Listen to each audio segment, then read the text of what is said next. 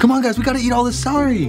Why exactly? What? I can't understand you. Because it cleanses the palate.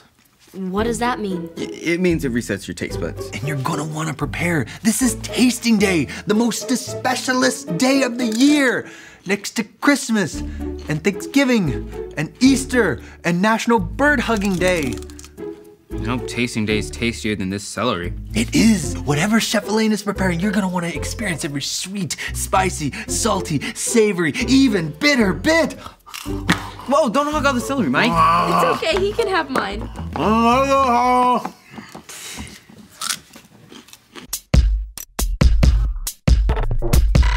We are Connect HQ. Every day we help the people of the world. Live God's way. We look for the links. Make the connection. And you never know what might happen.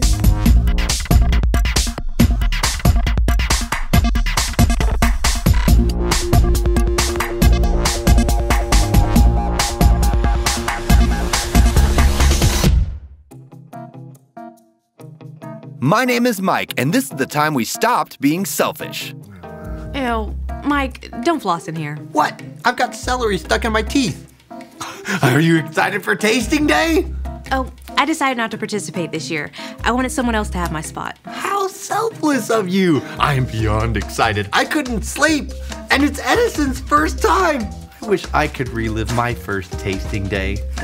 So how does this work again? Okay, so Chef Elaine creates 3 new dishes that aren't on the menu, and then the lucky tasters get to vote on their favorite, but only the winning dish gets to appear on next year's menu. The others disappear forever. Oh, well, I can't wait. I'm glad you turned in my invitation, Mike. Me too. Do what now? I said I'm glad you turned in my invitation for tasting day, so I can try the new foods. Was I supposed to do that?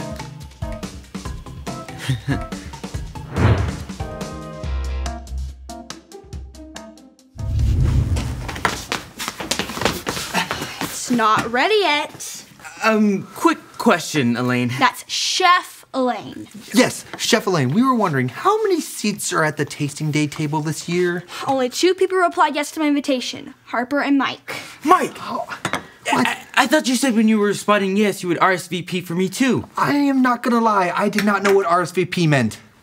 What did you think it stood for? Roller skating very playfully? I thought you invited me to go roller skating. Guys, will you please let me finish plating this food? Oh, Chef Elaine, I was wondering, could you set, I don't know, an extra seat at the table for a very special guest?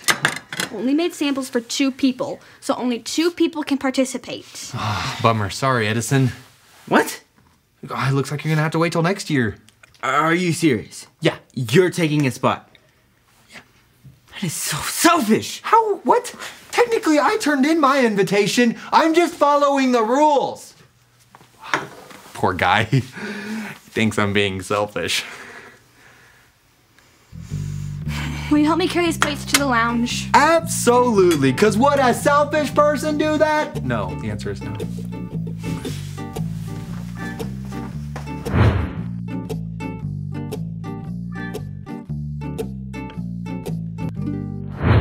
We just got this postcard from our friend Chloe in Appleton, Wisconsin. She writes, "Help Connect HQ. My cousin is coming to visit me for the summer, and my mom says I have to share my room with her. I don't want to share my space. What should I do?" Oh man, growing up with a twin sister, I know all about having to share space when you don't feel like it. You know, my friend Hannah comes over for sleepovers a lot, and every time she comes over, she asks for my favorite pillow. It drives me crazy, but it also helps me remember, stop being selfish. Start putting others first. Harper, I like that. I think we found our point link. Stop being selfish, start putting others first. Point link acquired. Oh, would you mind helping me find the rest of the links? I would love to, but it's tasting day. Oh, that's right. Don't worry about it. I'll find the links. You enjoy tasting day and tell me all about it. That's so selfless of you, Captain. So selfish. So selfish. Edison, it's almost time for tasting day. Want to join me? I'm not doing tasting day. Why not? I'm not here to blame anyone, but I trusted somebody with my invite. Then that somebody never replied for me. And now that selfish somebody is enjoying tasting day instead of me. Well, I'm sure it was an accident. I'm sure somebody didn't do it on purpose. He's done tasting day before. Why couldn't he give me his spot? Well, that would be a good way for him to stop being selfish, start putting others first. Exactly. Well, you know how much somebody loves food. You can have my spot, Edison. That's nice, but really, it's okay. Welcome to Tasting Day. It's time to begin. What are we tasting? Tell me! First, we have a lovely grass-fed Kansas City strip steak with kimchi, baked in a light crust. Mike, we need to talk about I this. don't know what half of those words were, but I liked one of them, which was steak. Fish sticks. No, this is maize-crusted Chilean tilapia, drizzled with a pomegranate reduction. Fish sticks! I love fish sticks! Mike, can we talk? And last, but not least, Donuts. well, it's a deconstructed take on the American classic. This deep-fried dough ring is infused with cinnamon, cardamom, and clove. The glaze is caramelized with ginger and orange zest sugar. Donuts! Mike, What? we should be sharing this with Edison. It's selfish to keep this to ourselves. But tasting day. What's wrong? I don't know. Well, it's tasting day. Taste it. I'm trying. Mike, I think you know what we need to do. I do. I really appreciate you helping me find the links for Chloe's problem with her cousin. No problem. Was that your stomach? I'm pretty hungry. I didn't eat breakfast because, well, you know.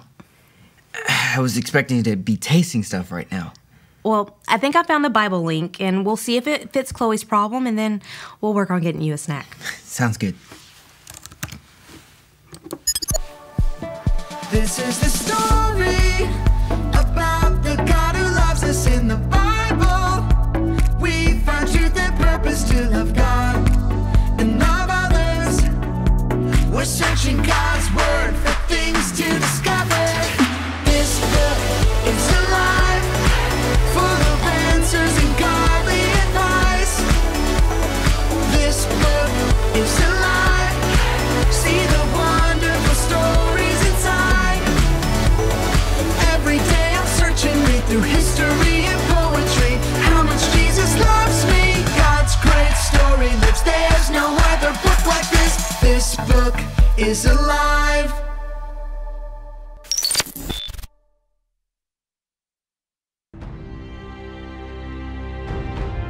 Way back in the Bible. Not that far back. Not that far back. Not that far back. Right after Jesus died for us and came back to life. Yeah, right after that. Jesus' followers had grown from just a few to thousands. They even moved from city to city. One of their leaders was one of Jesus' original 12 disciples. You may have heard of him. His name was Peter. He traveled around preaching and teaching the people how to live and love just like Jesus. In the city of Joppa lived a believer named Tabitha. She was always doing kind things for others and helping the poor. She showed others God's love by making clothes for people who needed them. But she got sick and died.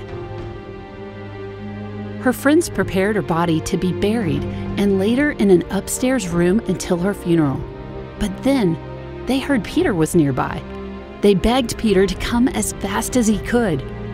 As soon as Peter arrived in Joppa, he came to the upstairs room. The room was filled with women who were crying and showing Peter the coats and other clothes Tabitha had made for them.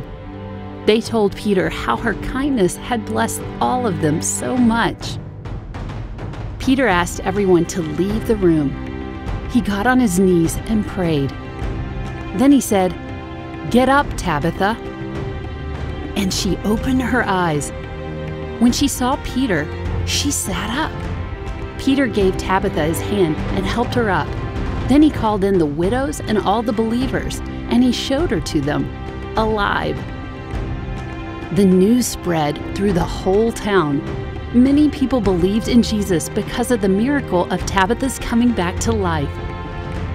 But many had already come to know Jesus because of the way she lived, loved, and served others. We can follow Tabitha's example by living and loving like she did. Tabitha showed that she wasn't selfish by doing kind things for people in need. People saw love in Tabitha, not selfishness. Oh, maybe this can help remind Chloe to serve her cousin and to help make her comfortable while she shares her room. That's great. Edison, I need help. What's up? I can't taste anything, and it's tasting day.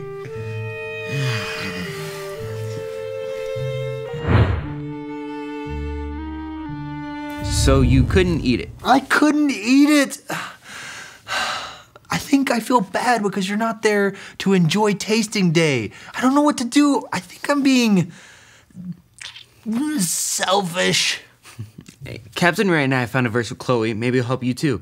It's from the book of Philippians chapter 2, verse 3. Say it with me like this.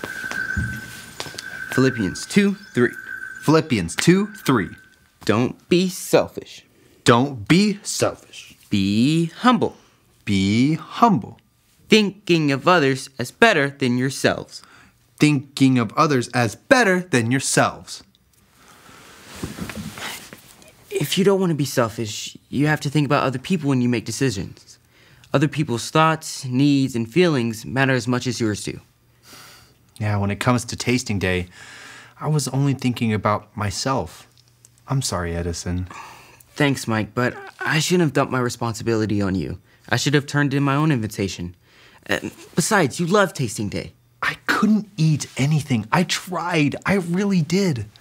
But I think God was showing me that my selfishness was hurting others, even if I was too selfish to notice. I want you to experience tasting day, Edison. How selfless of you, Mike. Now, come on, we better get going before the food gets cold.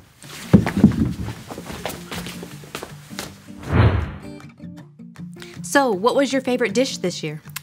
I actually gave my seat to Edison, but I think the donut hole won. Oh, that was very nice of you to give him your spot.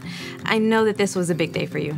Yeah, but it felt better to be selfless than selfish, and now I can actually enjoy my food. That's a weird one. What exactly is on that sandwich? Donut holes and fish sticks. It grows on you, slowly.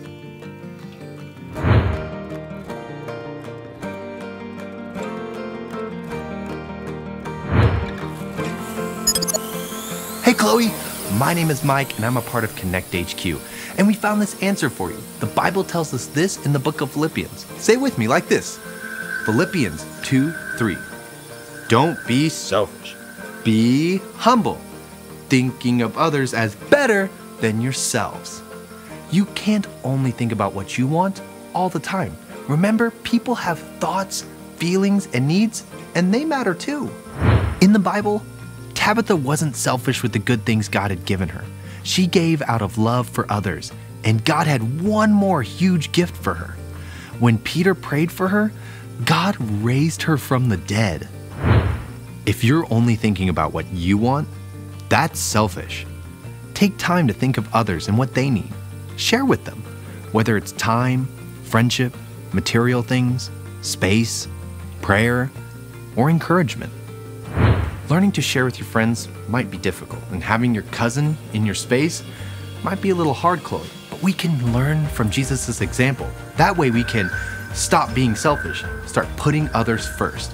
And if it's difficult, rely on God to help you, because He always will. Thanks for the question.